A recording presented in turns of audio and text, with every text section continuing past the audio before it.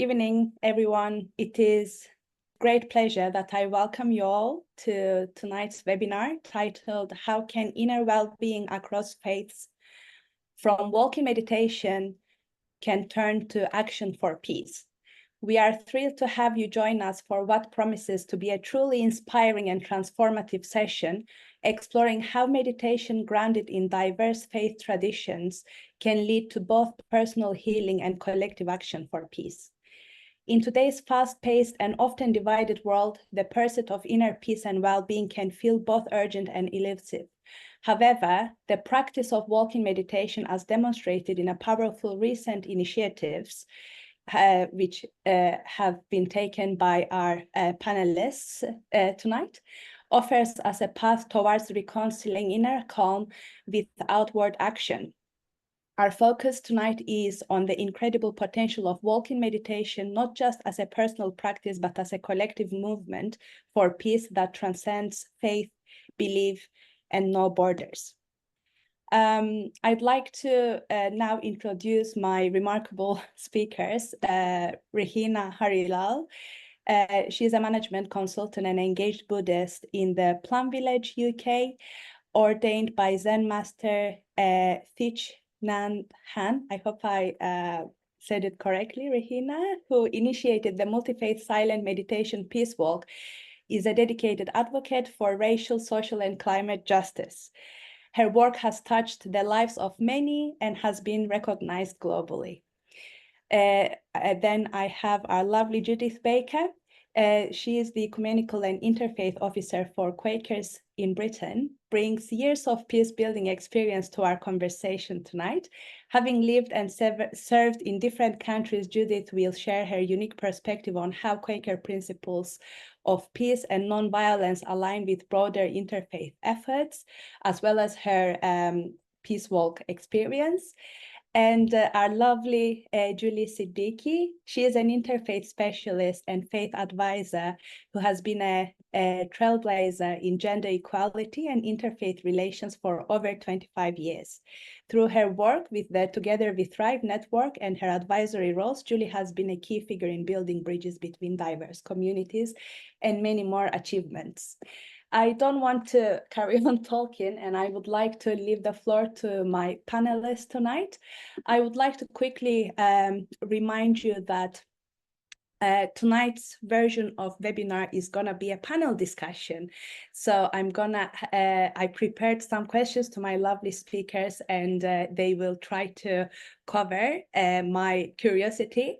After, when we are done with the panel discussion, we're gonna have the last 20 minutes answering your questions. Please save them. Rehena, could you please tell us how the Peace Walk idea came along? So many various factors usually come into play with something like this, but it's both an implementation of my teacher, Thich Nhat Hanh, and his practice. It's also a personal journey.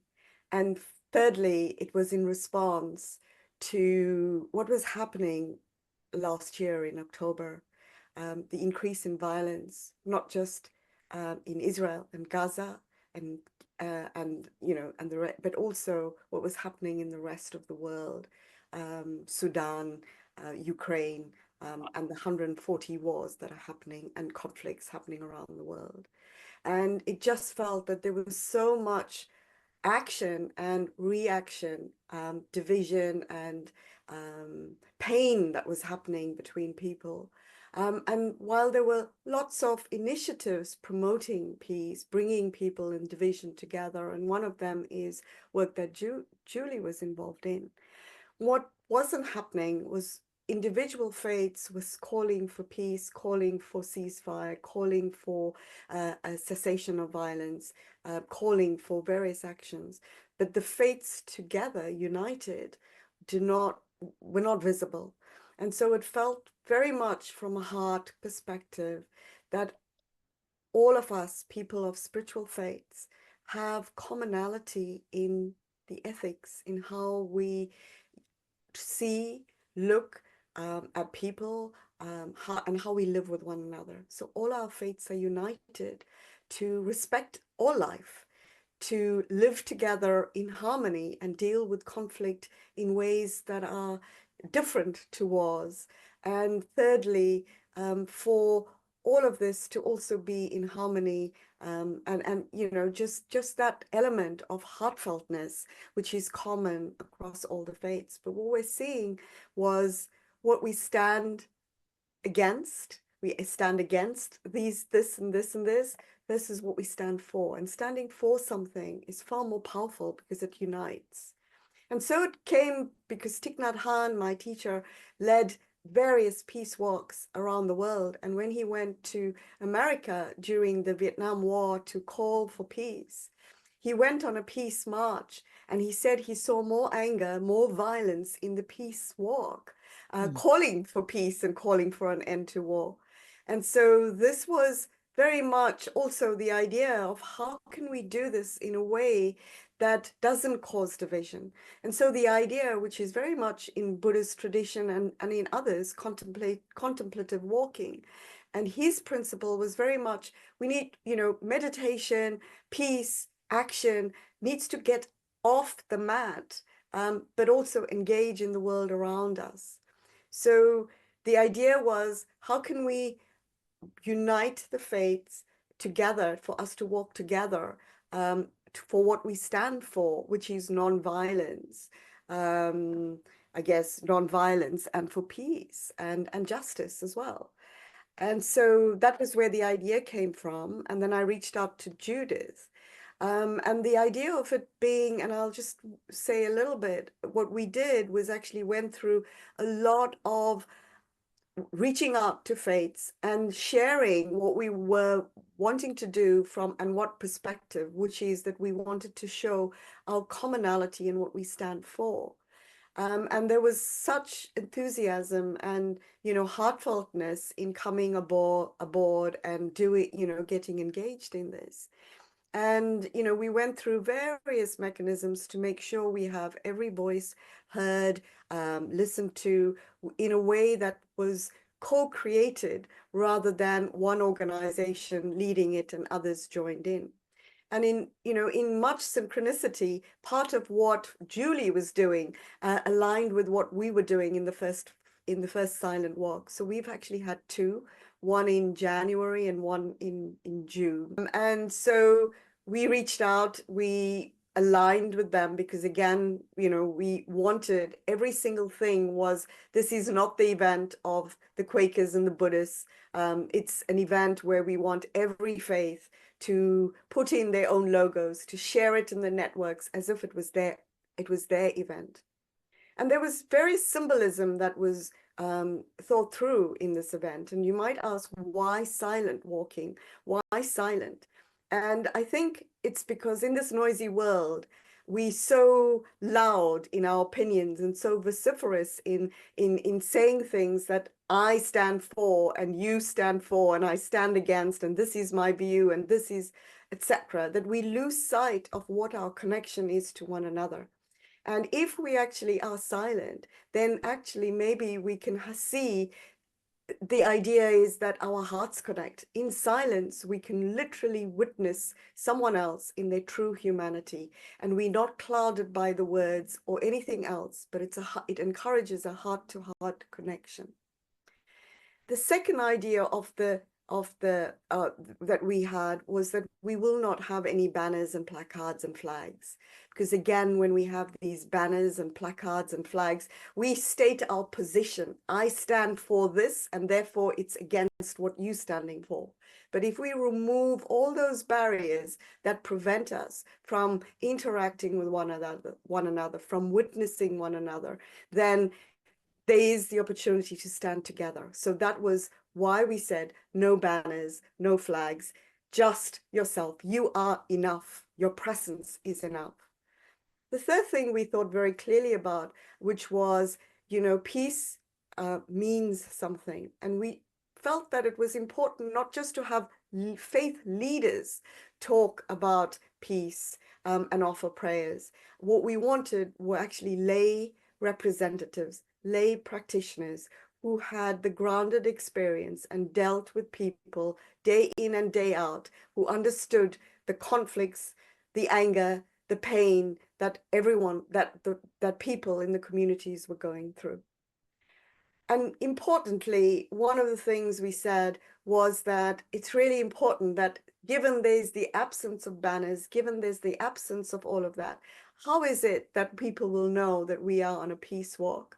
And then we said it will be really great, and the idea of carrying a white flower, not just carrying any white flower, but actually making a white flower and carrying it with you became really symbolic. And the act of making that white flower was a reflection that to cultivate our peace and to cultivate peace is something that each and every one of us needs to do, not just in a march or in a walk or on the mat or in our words, but it's something that we need to invest energy into every single day, every single breath, every single step.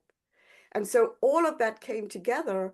And what was really interesting, what we also that manifested was that to create that type of energy, you'll find that most of the representatives that offered prayers on both those walks were actually women. And that was very symbolic of we need it, almost an energy, that energy we need to actually cultivate peace. Maybe we need to look at things differently. Maybe we require a different energy to bring this into fruition. And the whole idea of walking slowly from Trafalgar Square across and reversed for both the walks all the way to Parliament Square and back took us almost an hour in the slow-paced walk that we took. And that went through the political landscape across that, holds so much political power here in London. And we paused at key places to offer that energy that we were cultivating with every step. And, it was just truly moving to have that. And we did it twice. And the impact of it, I think I'll address a little later. And maybe Judith or Julie may pick up on that. But this, the attention that it actually got, the first walk from the press, from media, and from a whole lot of people who came along because this was something different. It was demonstrating how, even though people didn't know what we were doing, it's created silence in Trafalgar Square. People started nodding, people bought into what it is we're doing. So I think it was powerful in that way. So that was the idea of it the first time, and then the second time again. And the two things for me was an inspiration for my own teacher, but also my own personal journey from being someone who was labeled as a terrorist as a child to actually have cultivated the energy of non-anger, or of not engaging in violence and proclaiming non-violence to that degree that I could now organize a peace walk. So for me, it was that personal transformation as well. Such inspiring story so far, Judith. I would like to ask the same question to you. How did you feel when you got approached by Rehena about the walk? Thank you so much. So yeah, when Rehena reached out to me, her vision chimed with everything I had been thinking. So I felt encouraged. I felt this was where energy for peace should be, and I felt I wanted to work with her. It's amazing to think that a year ago we had never met. I just find that quite extraordinary. I should perhaps first just say what a Quaker is. There may be people here who don't know or never heard of us. We're a very small group. Quaker is sort of shorthand for the Religious Society of Friends. Quakerism began in 17th century England and is firmly rooted in Christianity. However, we also recognize the truth with a capital T from whatever quarter it may come. So interfaith and multi-faith, respect and cooperation have always been part of being a Quaker. We call ourselves Friends with a capital F. So Quakers are contemplative. We worship mostly in small groups based on silence. with occasional spoken contributions that we call ministry. And Quakers are committed to living our faith in the world, and in Christian terms are one of the historic peace churches. So I work for Quakers as the first point of contact for other faith groups and churches. And Quakers as a faith group are committed to peace and justice. And we have a faith in action team in our peace department. So right from the beginning, I looped in my colleague, Jo Holtaway, to work with Rehena and me on the practicalities of organising a public something in central London, which I'd never done before. So how did I feel? Like most people, I'd been really horrified by the attacks of the 7th of October. I was horrified by the response from the Israeli military, the deaths and the destruction. I'd also been horrified by the war in Ukraine, the deaths, the destruction, and equally appalled at the wars in Sudan, Yemen, and the DRC, to name but a few. So when Rehena told me that her vision was to walk for peace and against all wars, not just the war in Gaza, which had so much media attention, again, it chimed with me. I'd been praying that there must be another way, that war is a failure and does not solve anything. Beyond hand-wringing and conventional demonstrations, what could we do? Could there not be something positive? I'd been to the beautiful vigil service in St. James's Church, Piccadilly. This was after the bombs started to fall on Gaza. It was packed out and it was attended also by Muslim and Jewish people as well as Christians. And I felt that we needed to build on that multi-faith desire to be together in profound grief and call for peace together. So when Rehena from Plum Village reached out to Quakers as another contemplative faith tradition, also committed to peace, again, it chimed with my own thoughts and I immediately said yes. At that time, and also to some extent today, words were so very hard to find. One group would be deeply offended by whichever words we chose to say to express a desire for the appalling killing to stop. So the idea of a silent action appealed very much. Even when people were trying to be very careful with words, they seemed to trip everybody up, and it was easy to say the wrong thing and be seen as taking sides. So to have a silent action felt really positive.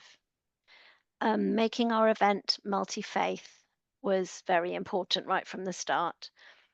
We know that all religions have at their core the desire for peace, and hope that if we invited people to co-create this event, that they would join us. So not join us when we've already done it all, but to co-create it, to have meetings together.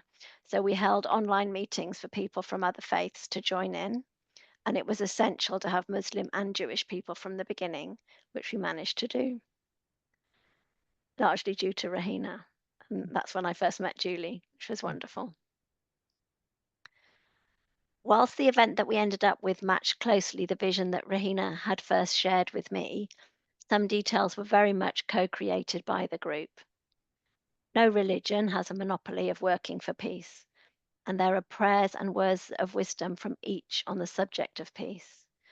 So asking each faith representative to share a prayer for peace encouraged each to attend. Rehena will have to tell me in the end, I think we had 11 different faiths came. Sometimes faith representatives are asked to sign up to something that already has been drafted by other people, or they're expected to work together quite quickly to come up with something that everybody can be happy with, but that's really, really difficult. So by asking them to share from their own traditions a prayer for peace or words of wisdom for peace, I think that was partly why people wanted to join us and did so. So again, one of Rehena's genius ideas. As we worked together, I felt more energized and excited. I've never worked on anything before where everybody immediately said, yes, and things all sort of fell into place quite well. There was lots of work. Rehena did the hard graft of talking to Trafalgar Square authorities and the police and all that sort of thing. But other people then joined in, and quickly we had stewards, we had sound people, we had publicity people, we had people willing to be first aiders, and then we started to get messages from people saying that they planned to come. Initially, when Rehena and I had started talking, we thought maybe 300 people would come to such a thing. In the end, we estimate we had 1,500. It was quite remarkable, and that in itself was empowering. Julie helped a lot with the publicity, and Rehena was interviewed on the radio on the morning of the walk, and said it was open to people of all faiths and none. And some of the people who were interviewed by a newspaper said that they had heard that on the radio, and that's why they'd come. So that was really lovely. I think that's probably enough from me for that question. Thanks. Thank you very much, Judith. I literally got goosebumps when you said the numbers of the participation. How powerful. I'd like to ask the same question to you, Julie. What made you get involved in the Peace Walk? Yeah, thank you so much. I feel quite moved actually hearing about all of this again, and it's sort of taken me right back to January. And then I'm now thinking about all the things that have happened in the last year and all of that. And I just want to say to all of you, thank you so much for this wonderful space, because I've had a very difficult day with all of this, you know, coming up to the anniversary. And so as expected, this is exactly what I needed. So I just want to get that out to all of you, that I really appreciate you being here, because it's a wonderful space to be in right now. So yeah, look, you can already feel from both what Rehena and Judith have just said, the sincerity, the purpose, the meaning, the need. I mean, so when I'm asked to be involved in something, a lot of the time for me, it's about the people and the intention. And, I picked that up from kind of within like 5 minutes of speaking to Rehena and then Judith and meeting everyone that was involved. And as they've said, and I feel and still feel now, anybody that is willing to step up and step out into public and do things differently to what others were doing. There was a lot of noise. There was a lot of binary narratives. There was a lot of, you're either with us, you're against us. And there still is, right? I mean, 1 year on, it feels even more like that this week than it did even then. And so for people to kind of be willing to not do that, they're my people, they're my kind of people. So it wasn't difficult for me to say yes. And, and I'm so glad that I did. And I think that the way people kind of gathered around it also reminded me, and needs to remind all of you, that there's more good people in the world than not. And often what happens is that people are made to feel like they have to pick a side, or they can only be this or that, and you can't kind of hold all of these truths at the same time. And I just don't buy that. I just think, we have to be able to find ways to cut through that noise of people telling us what we should and shouldn't be doing, and follow our hearts and do the right thing. And when you're around other people that are doing that, it's honestly one of the most incredible things. So and I likewise didn't know these wonderful people before, but I feel like I've known them for a very long time. It's kind of like that. So I think I didn't need much persuading, and it just chimed everything with me. And on the days, and we'll talk about the actual walk perhaps after, but yeah, it was one of my best decisions this year, I would say, to be involved in this, and all of the kind of knock-on things that have come from it, and these friendships, they mean a lot. Thank you very much, Julie. How wonderful that you also mentioned about friendships. I believe the cause of the first walk caused also good friendships, which encouraged the second walk, and more people joined.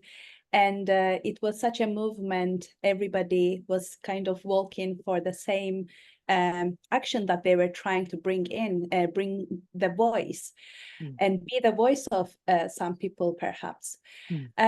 Rehena, I would like to come back to you and ask, how did the silent walking meditation bring people together from your end and help them engage in their communities? So what do you think encouraged them? So it's an interesting question. I think for myself, just the very act of bringing 11 faiths together to share the ethical stuff, who took a position on a few things. One, the need for nonviolence, the need for reconciliation, the need for justice, and the need for peace is in itself bringing so much together. And people of all faiths joined in, and no faiths joined in. We had a Druid who had never been invited to an event before and was so moved by attending this, you know, so it was not just around getting people there, it was also about bringing in voices who don't always get the opportunity to be connected and heard. And that created such a moving ripple effect, even in the Druid community as well. And so, you know, it brought people together because there was no, while we encouraged people to wear their clothing of their faith, of their culture, you know, just walking together was really, really symbolic. I think it brought the attention of many people together, and friendships were generated there. But I think more than that, the ripple effect was through the media, you know, the interviews, the Guardian, and all of, however it was reported was there. But actually it stimulated so much energy that the first walk led to the second walk on request, because people felt the call to come together again and again and again. And the second walk, I mean, just as a reminder, the first walk was called Peace is Every Step. There is no way to peace. Peace is the way. Walk, and the second walk was called Walk With Me. And the second walk was in honor of the lives that are lost in war, the dreams, the hopes of children, of adults, of potential dreamers, artists, etc., that are lost in this type of situation. And the second walk got the attention. We had people that came for the second walk in London from France, from all over the UK, but more importantly, it set up a little bit of a global movement, because on the second walk, people had seen the first walk and wanted to participate. So the second walk touched people that walk, and on that day, it happened in the US, in San Francisco, in Washington, in New York, and in Botswana. So people came together around that and walked together in the different countries.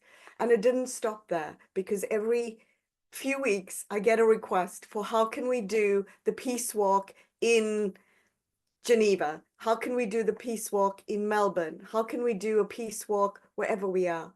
And on the 21st of September this year, there was a mindful walk in Jerusalem, which again was inspired and was support was requested from us. And there was a peace walk in Jerusalem on International Peace Day.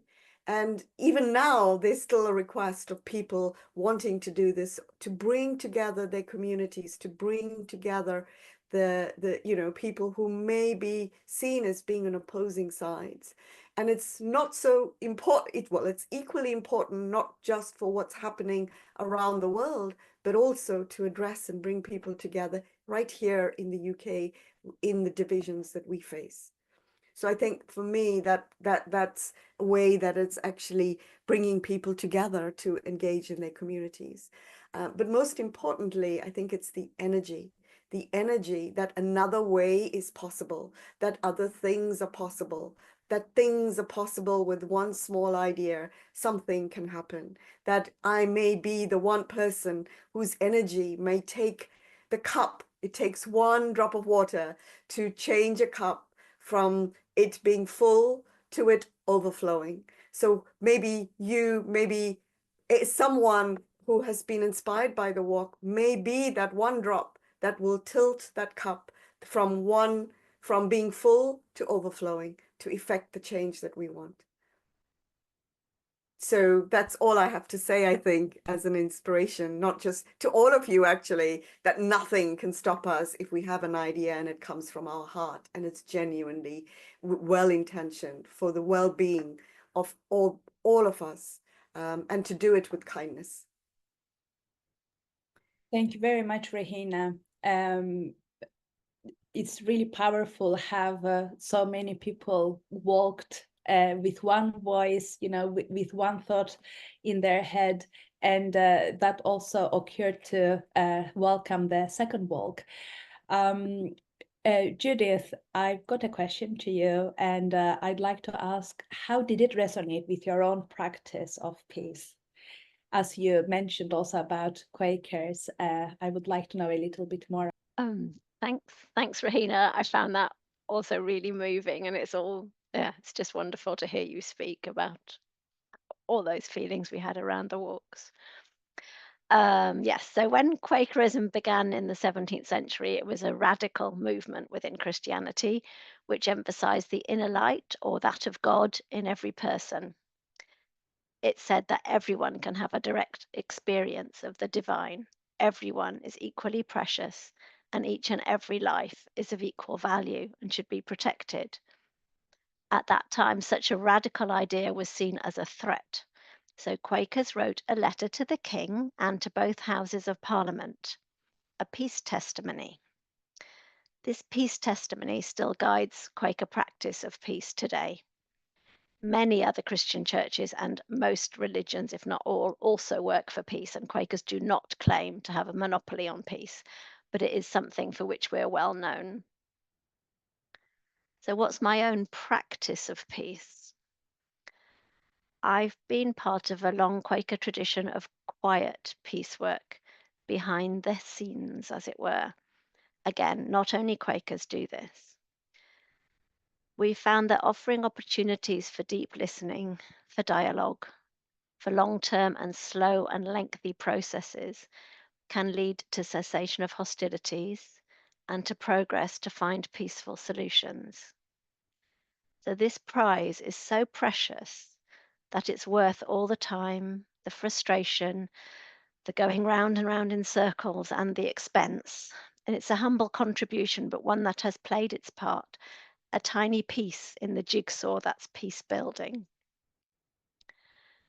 So like all of you here, so Quakers know that really deep, strong, lasting peace depends on human security.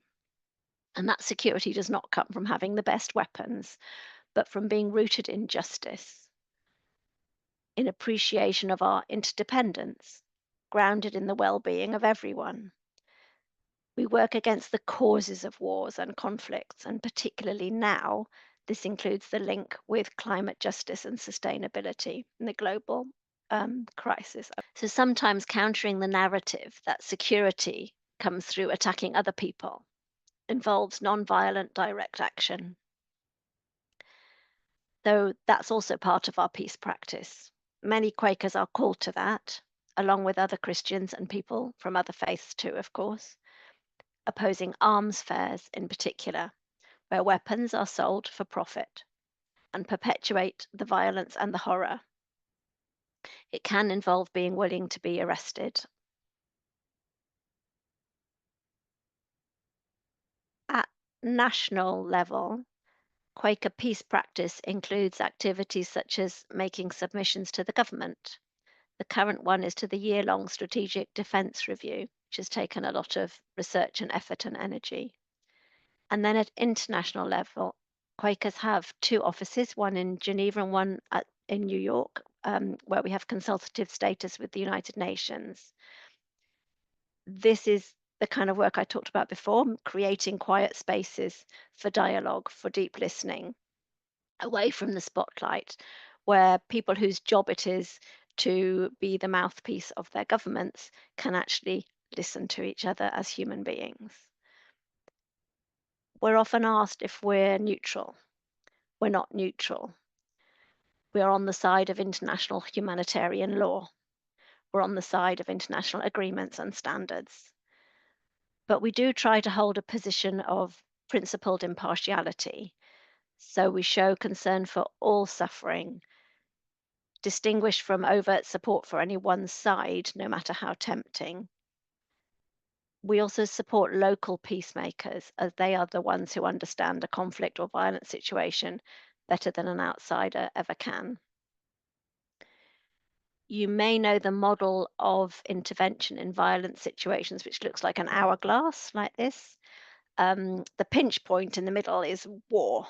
Opportunities are very, very limited. But here, before the conflict has escalated, the opportunities are wider.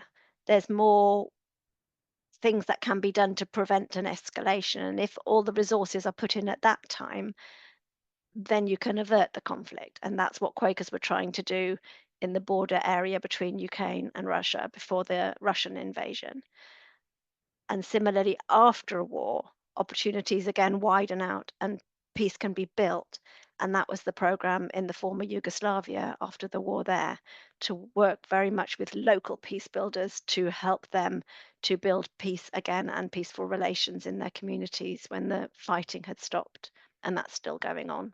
So the multi-faith silent peace walk resonated for me in many ways with this peace practice of being a Quaker and the work that I had done. It was silent. Quaker worship is based on silent waiting upon God. So to walk prayerfully in silence resonated perfectly with me. And I was able to go into that space that I go to in a Quaker meeting for worship, connecting with that power which is beyond us, whether people call it God, spirit, or oneness. And I felt a deep connection with Julie, who was walking next to me in the first walk, and with all the people of so many different faiths around us. We were raising the level of peace energy, it felt, in the capital as we went to the places of power, Downing Street, the Cenotaph, and so on.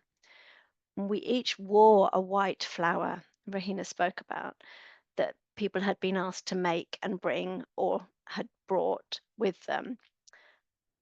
And that felt very equal. We all had a white flower.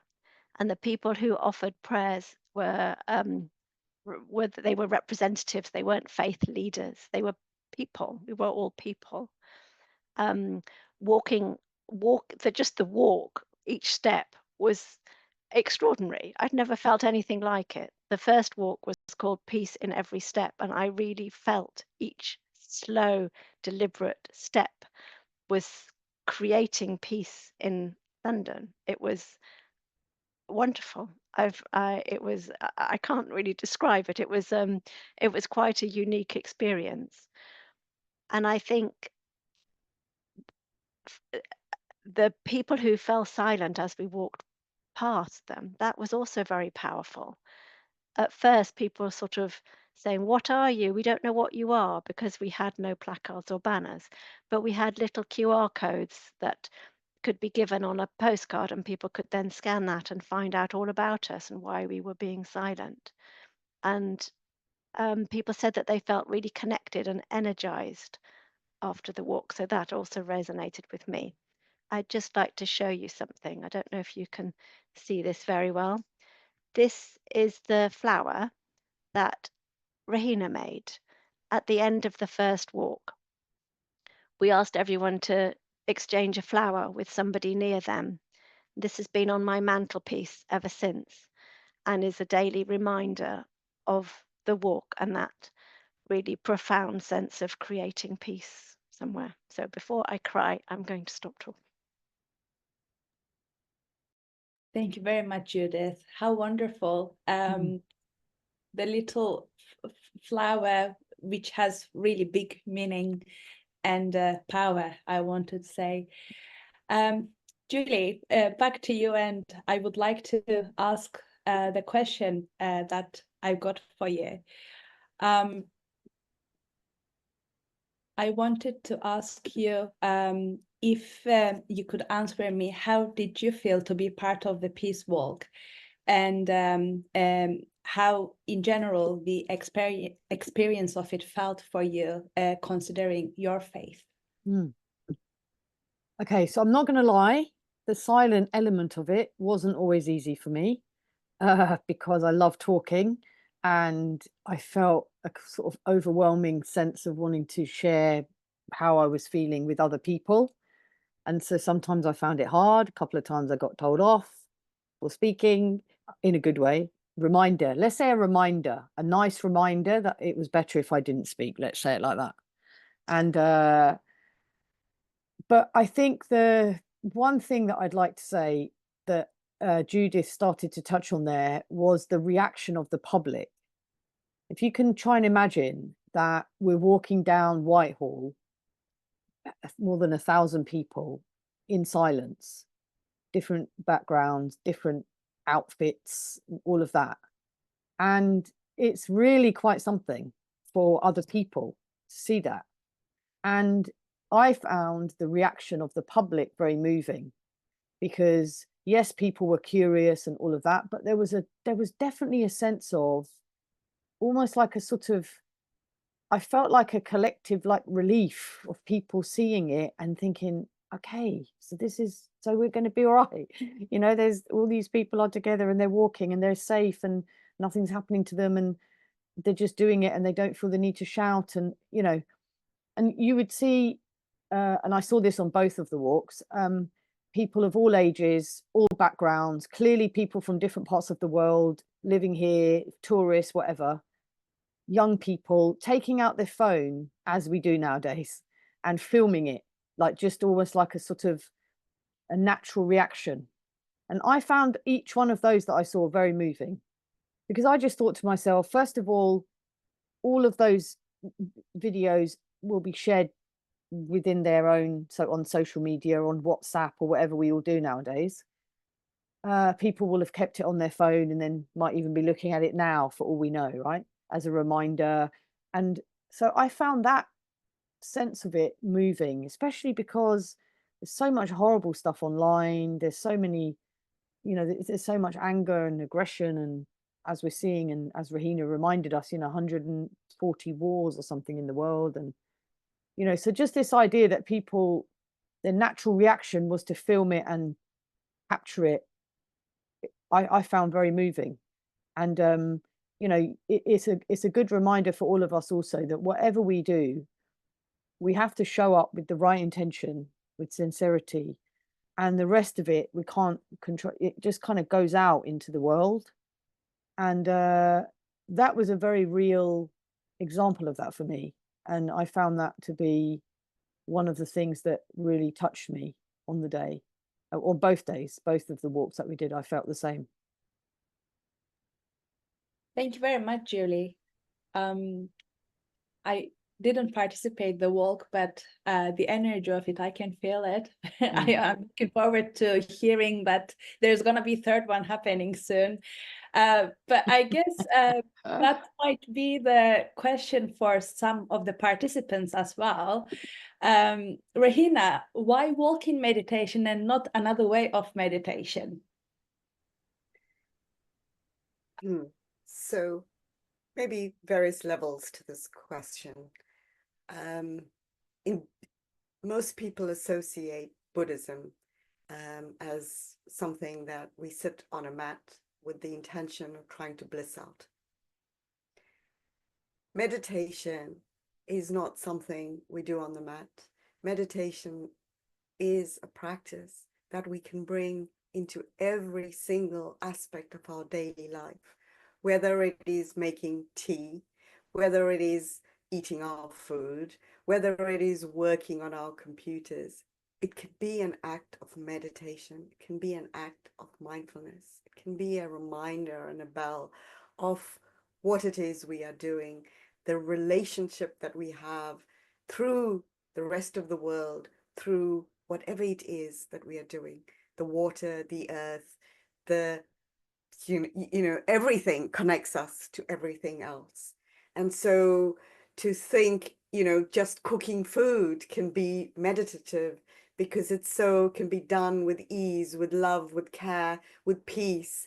And it can be done in a way that it's a tangible reminder that as I'm cooking my food, you know, what I'm cooking, where it comes from. There's such an interconnection with the cultivation of what is on my table. Such a huge connection to so many beings that have contributed to that. So that's an act of meditation. Walking meditation in this case was really inspired, as I said, by Thich Nhat Hanh.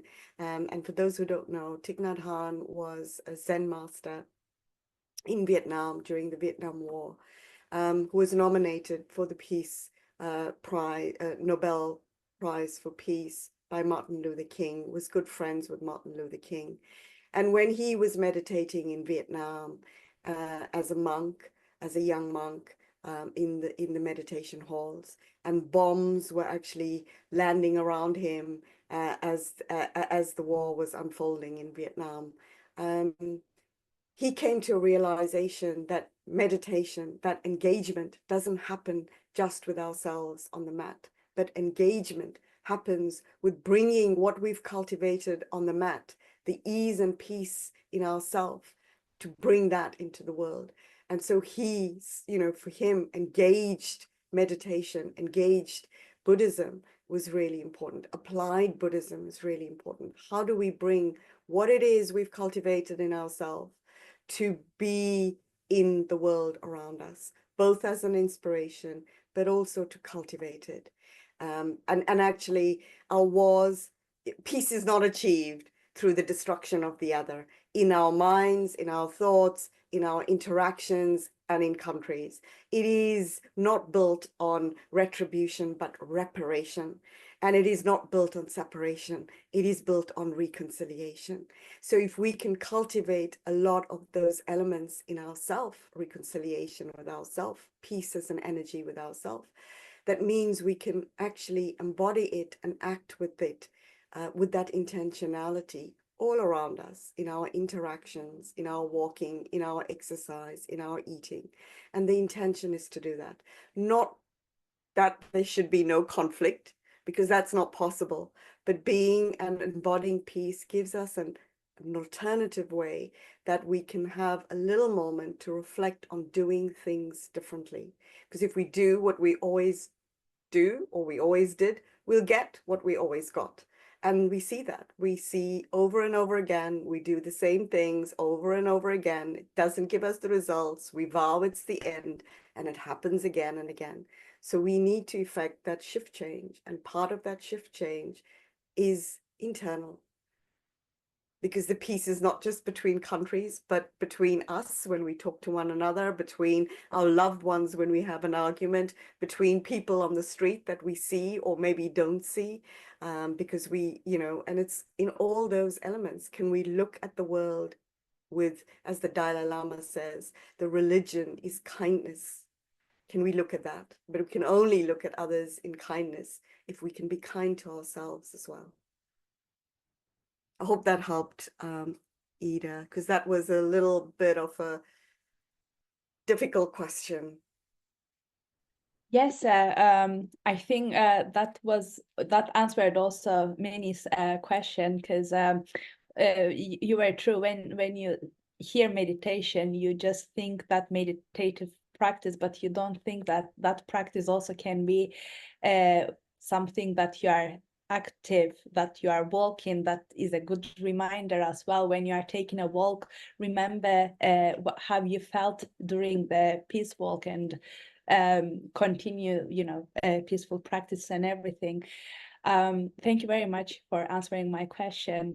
Judith, I got you also a question after the, you know, what you just expressed with your experience. What made you to participate the second time the walk? And I think what I want to ask is, what do you think that the impact was, and you contributed to the walk second time as well? Okay, thank you.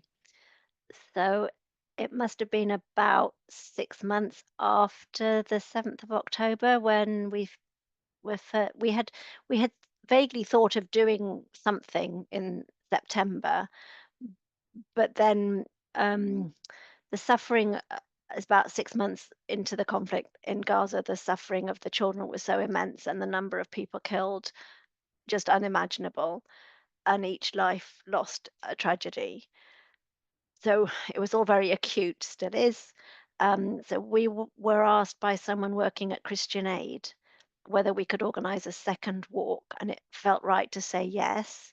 But originally, the idea had been that Rehena and I would organise a second walk, and that 3 large NGOs would support us. Hopefully, it would have been Christian Aid, Islamic Relief, and World Jewish Relief, but this didn't happen in the end. So it was us.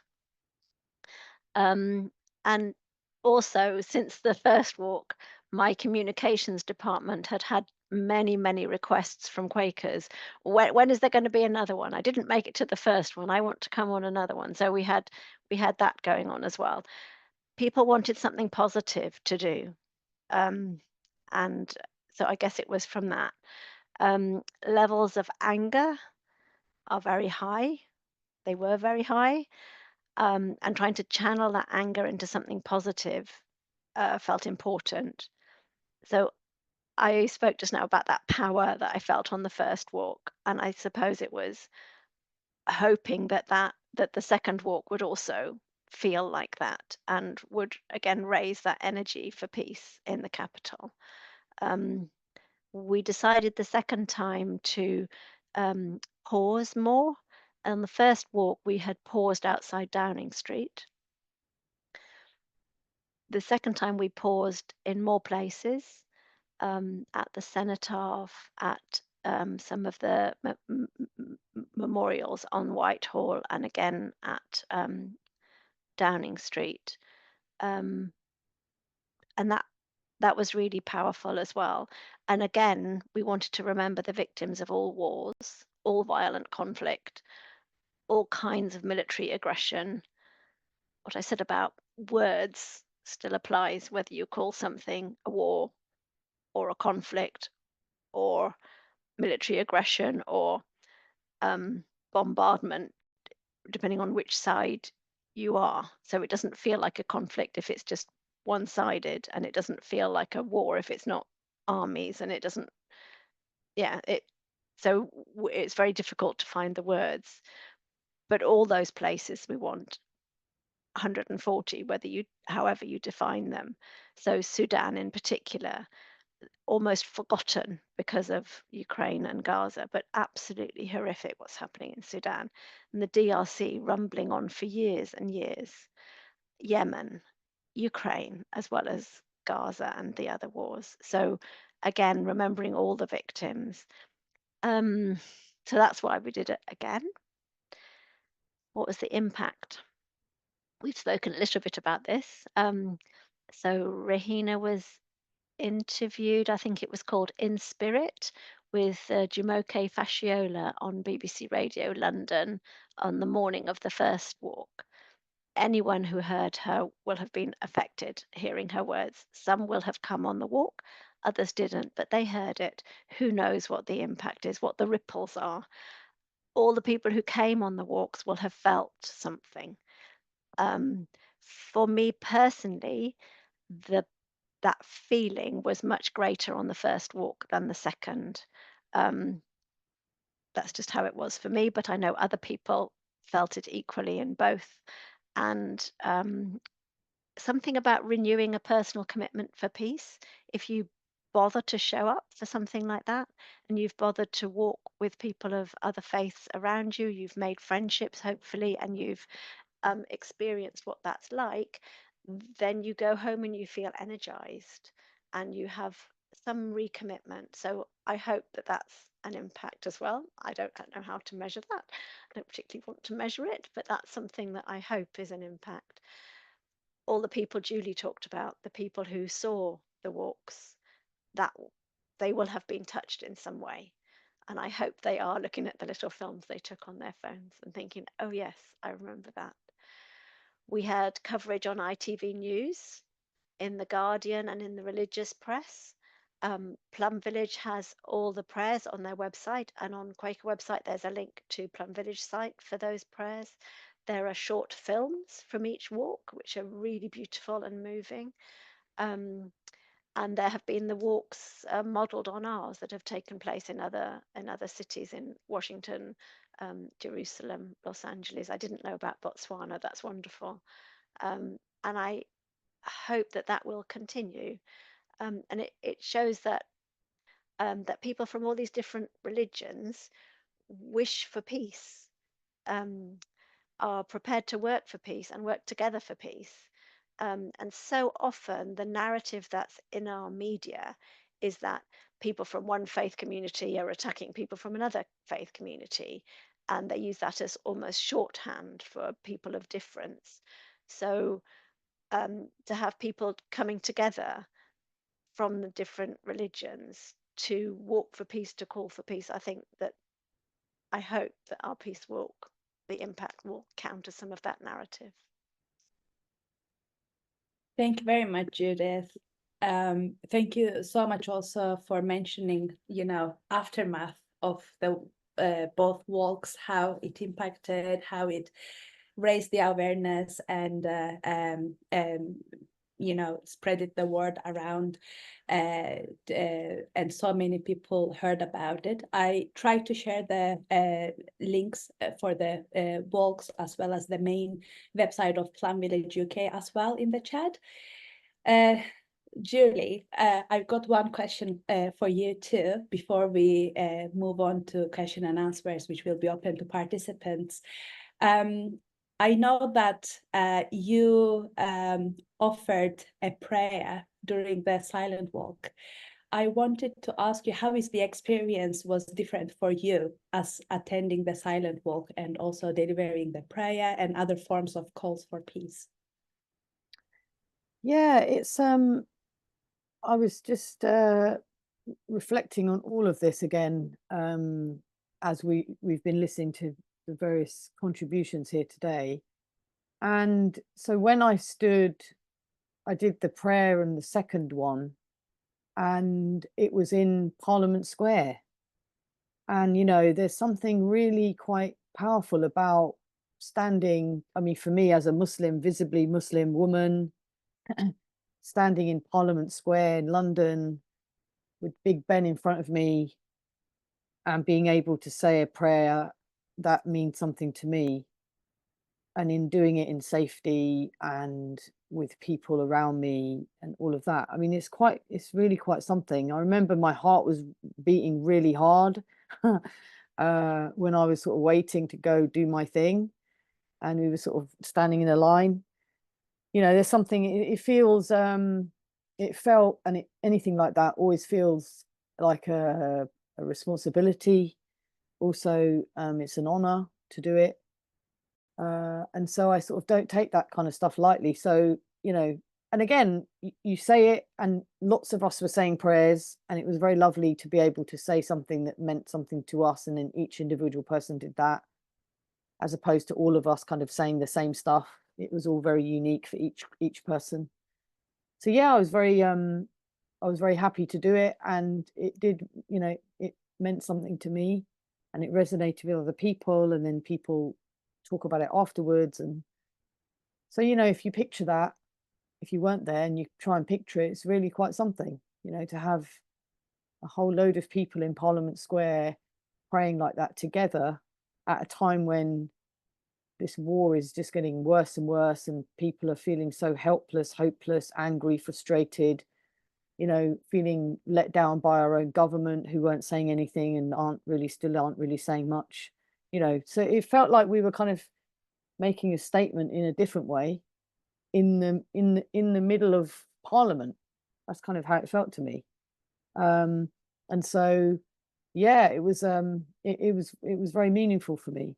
I just wanted to say that I was reminded, because recently I was doing a talk or sort of chairing a session, and someone mentioned this rabbi, Abraham Joshua Heschel. And when he walked on the Civil Rights March in Selma to Montgomery, Alabama, he he was asked, did you get a chance to pray? And he responded by saying, I prayed with my feet, which I kind of feel like that's what we were doing. And that's what also Rehena was kind of very eloquently talking about earlier, that it has to be about, like, it's really important for me also to pray on my prayer mat. I've got my prayer mat out now. I just prayed my sunset prayers. After this call, I'll go and pray again. I've got the house to myself for the first time in what feels like ages. I've got my candles on. You know, I will do that thing. I need it today. But also we have to pray with our feet, which is what we did that day, but in our actions. And so I really love that he said that. And it feels very relevant to mention that today. So I just looked it up to make sure I'd got my facts right, and I did. So yeah, I wanted to offer that the rabbi said at Selma, I prayed with my feet. Thank you very much, Julie. Such a wonderful evening. I believe you also, our participants, have questions to ask.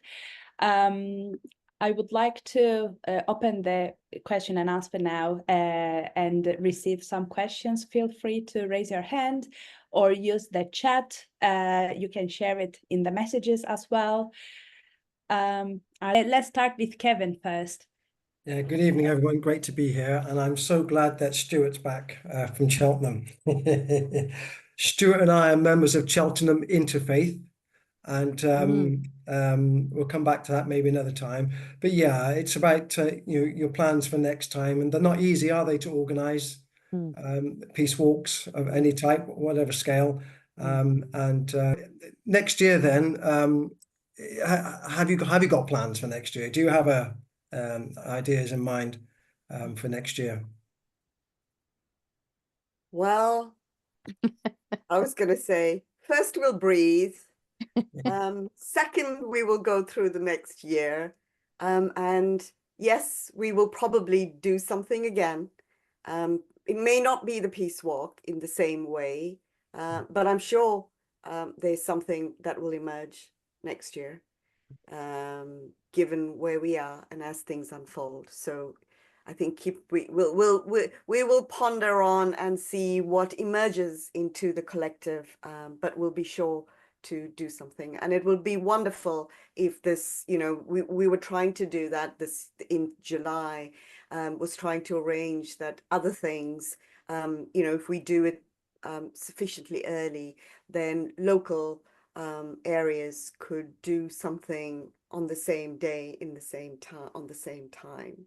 So that's something we might consider next time.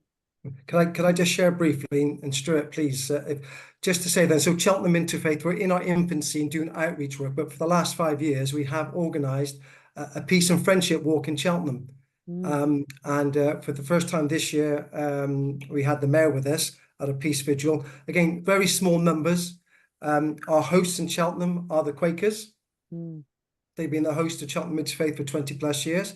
We have the Quakers celebrating George Fox this year, George Fox 400. There's an evening on Monday that we've organised with them, and we're linking in with Worcestershire Interfaith and Herefordshire Interfaith. So there is a.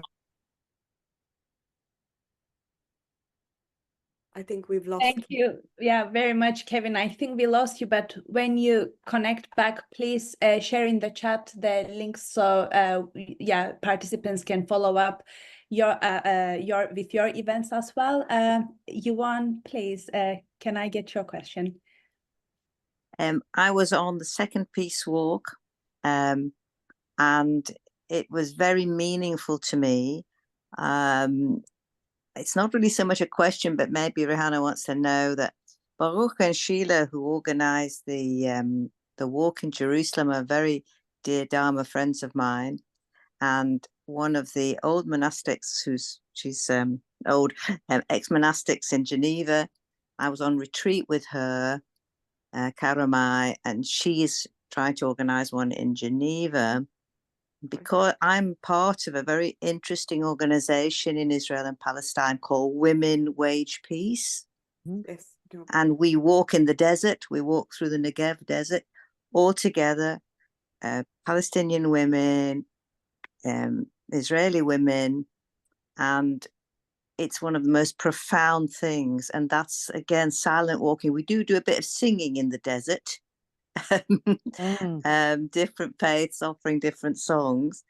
But I think I wanted to say a great bow of gratitude to all of you who have inspired this walking, and my own teacher and Rehena's teacher, Thich, Nhat, Hanh, because it's a wonderful thing when you show people and you tell people. I'm a textile designer, so I have made loads of white flowers for loads of people, and that's been my way of explaining about this wonderful thing that we did, that many people are doing their own small version of it, and it's a wonderful thing to be involved.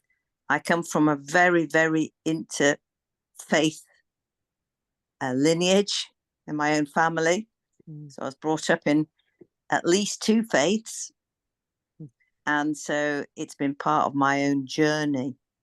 I was a Quaker for many years before I found the Buddhist practice, but I still think I'm part of all of them. And I think if my own experience is anything to go by, I can imagine the inspiration. Like one of our speakers, I was so moved. People kept stopping or touching out to us, going, "What are you doing?" And we were giving the cards. It was so beautiful. I was incredibly moved by it. And I just want to thank you all for that. Gave me such a wonderful, wonderful, deep sense of peacemaking in myself, in the world. Thank you very much for your amazing sharings, Yvonne. How wonderful. I'd like to continue with Nigel's question, and then we do have a few questions in the chat, so I'll continue with those. Thank you very much. Thank you. I'm a Quaker and part of Aberdeen Interfaith Group, interested in the peacemaking and peace building. I suppose just a question. I heard it mentioned several times that this has inspired some other local peace walks as well. Have you thought of producing a kind of brief handbook of how to organize a peace walk, with part of it being the rationale which Rehena gave us at the beginning, which I found very interesting, but also practical suggestions about the ways you can do it and so on and so forth, different ways you can do it. I think that might be quite helpful, because the idea of these happening on a smaller scale in many places sounds like a very good idea. So I'll take that, if that's okay, Julie and Judith. So in a way, we've done that when Yvonne mentioned the walk in Israel, in Jerusalem, and then with Carolina in Geneva. Both of them have been in touch with us, and we've shared all the materials and what it is and the process that needs to happen. We did the same with the walks in the US, even though we were not sure what permissions they needed from the police and so forth. We did share all our marketing material, all of those things, as a common resource to be used. So, it's just making that available for sure. That's something we can think about doing. Thank you very much, Rehena. So very quickly, I'd like to read messages in the chat and ask the questions if I can receive brief answers to them. So Molly said that she was very encouraged to hear about the first walk, and she is grateful for all the effort put into that and the second walk. It would be good to join another time, although she's going to be traveling from far, but I think there's going to be another walk. Linda shared that she participated in the COP26 vigil in Glasgow. And I think she is asking that how she can volunteer. She would love to participate. Maybe if Rehena or one of my panelists could share email address or a link to that, please. Ruth had the question of how the police feel about the both walks. If you could answer that. And also last question is from Linda. It's from Mina. She would like to know if there is gonna be links with wider movements like Peace One Day, Jewish Voice for Peace, the work of Coromila in Northern Ireland, and so far. So I'll pick up the police, because the Ruth question is an important one in terms of organizing prior to the walk. So I can talk a little bit after Judith has probably mentioned something around other relationships, because some of them we did connect with Jewish Voices for Peace, and they were part of being invited, for example. I think it's really important, yeah, to connect, and also not to compete. We are not competing. We're not saying, oh, we're better than you, or you know, your work hasn't touched us, or whatever. I think it's really important, like I was saying about a jigsaw, all these little things are a piece of the picture that is going to be peace, and we do it together, and each piece is important, and whatever we can do to help those in Jewish Voices for Peace to know that they are not alone, to help those women singing in the desert, what a fantastic image that is, to know that we are with them, that they are not alone, and these webs and connections can go everywhere. Yes, so I hope that these links will be strong, will stay strong. Thank you for your question. Thank you, Judith. And I'll segue, if that's helpful, into part of that, and then the response to the police. In essence, I think we made various contacts with lots of organizations and reached out to thousands of peace organizations that are here in the UK. Some could come, some couldn't, some sent words of support. But just to show the alignment that we actually engaged in was one that at the same time, and that's how we connected with Julie, was in the first walk, Together for Humanity, we're organizing some vigils around and action around peace at the same time. And it just coalesced that we were trying to do a peace walk, and we connected and we realigned so that actually it could meet her, Together for Humanities, and align with their objectives, and it could serve everyone in the same way. So I think it's just saying that we, to build this, we can't do it alone. We need to cooperate. We need to link up. With regards to the police, well, various things. To do anything with in London on public walks, there are various administrative requirements, getting permission from various bodies, 3, 4, 5 of them actually, and one of them is the police. So they need notification up front so that they can actually prepare themselves based on numbers for the event. And we've had police presence at both walks, because when they monitored us, when we told them that what we're doing, there was a whole lot of information that they requested to understand the risk of where we were. And so we got sort of, while they can't give us permission, we are entitled to walk, they allowed us, they advised us as to how best to do it safely. And, we walked on the bus lanes. So we did take the roads, and we did block, entrances for cars to stop them as we walked. So we had stewards in place. So they need to be aware of the risk and manage it. But both walks, we had very, very visible police presence who supported us in that. For many of them, they actually joined the walk. And if we have an opportunity in the next minute to see it, you will see the police joining in the walk, the cavalcade of police, standing and blocking the road in the first walk, which is one of the most iconic photos. They literally blocked the road in Trafalgar Square so we could walk. So it just felt like this element of togetherness, even not even the police, but they were supporting us in that way. And those that were stewards at the that protect the heritage sites, they all we gave them the white flowers, and they were so delighted to also be included as part of the process, even though they were monitoring that we don't cause any damage. They were, it was just this powerful engagement of everyone coming on board. Can I just add something? I just wanted to kind of acknowledge that, we heard just now from, I think it was Kevin, and then, the work that's been done with Stuart and Cheltenham, and then others have mentioned their things. And, I just think we should always appreciate the long game that we're in.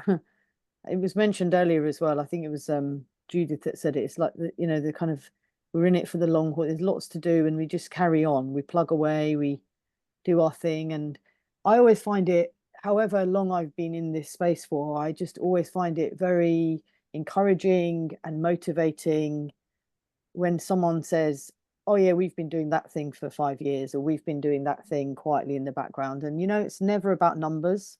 I just don't think it's about numbers. It's not about big things. Like this one was done specifically in a bigger way, in a very public way, for a specific reason. But that kind of quietly getting on with the thing, making your friendships, going to each other's places of worship or homes or whatever, it all forms that jigsaw that Judith beautifully mentioned. And it's just always such a lovely reminder on something like this, that people are just doing their thing. The other thing I just wanted to quickly say, and really in honor of Vivian Silva, who was one of the founders of Women Wage Peace, was killed in the attacks from the 7th of October. And, you know, there was a sense at one point that she might, you know, still be alive. And there was that kind of hope. You know, this was an elderly woman who spent many, many, many years doing her thing. And then, you know, in that time, her life was taken. So I wanted to just kind of mention her because it was mentioned about Women Wage Peace. And, you know, those are the sorts of, it's heartbreaking. I mean, what can we say? It's anger, you feel angry. And, you know, for me, it was very, very heartbreaking to hear it. And I still feel it now. But we have to use it as motivation also, that she carried on. Imagine how difficult it is in that part of the world doing that kind of stuff. And it's a wonderful, wonderful thing that they've created. And we have to honor her legacy in all of what we're all doing. And remember, we just have to do our best and play our part and show up and keep on doing it.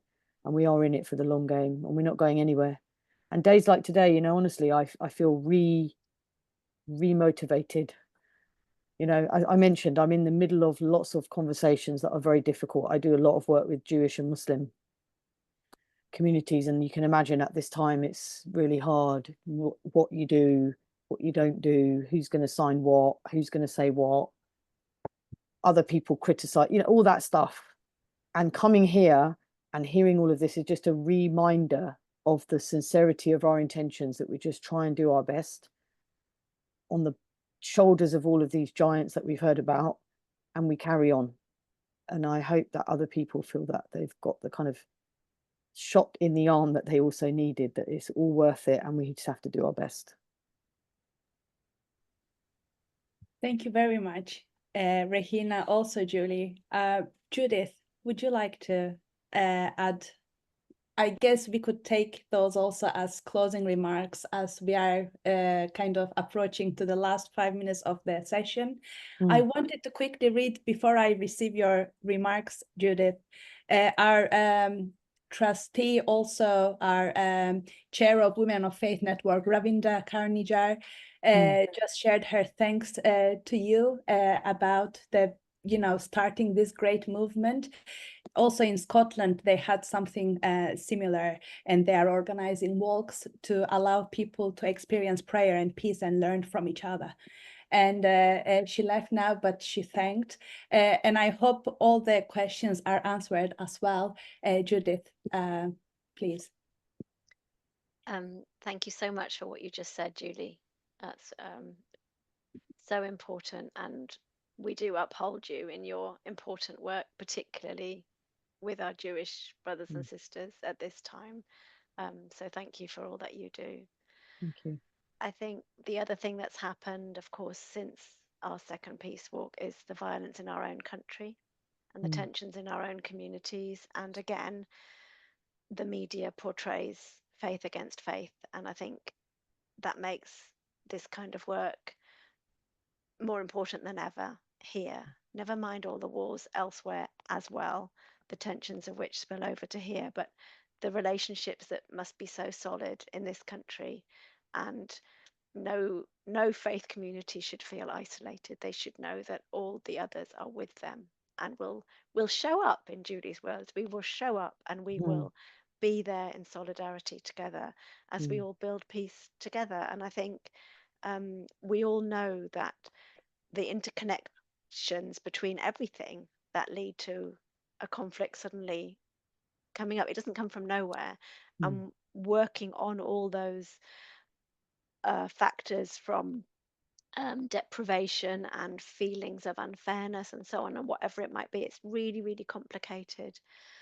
So yes, I'm going to say, everybody here, thank you for all that you do. Thank you for your contribution for interfaith harmony in your street, in your village, in your town, in your city, and between nations. Thank you.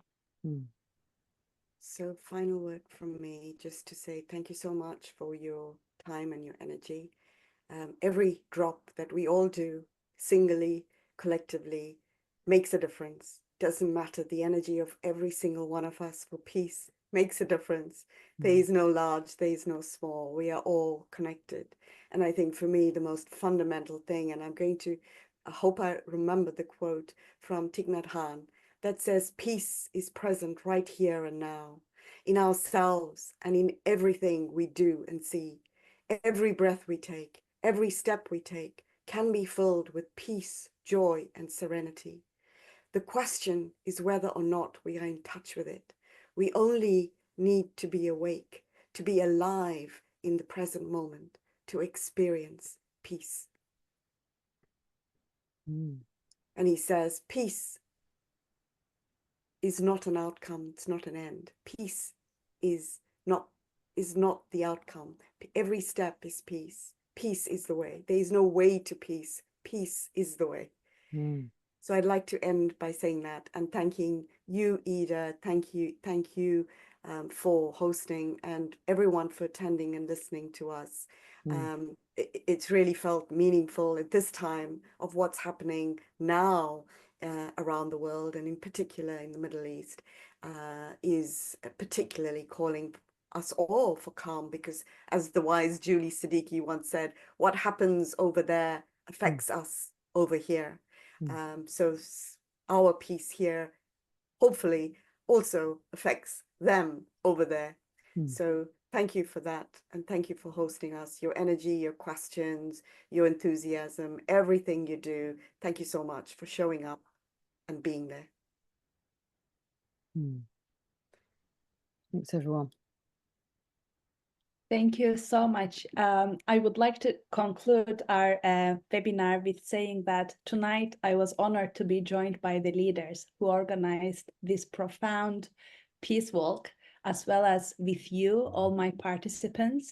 They shared their insights on how such collective efforts can foster unity, promote peace, and inspire action in a world often torn by conflict.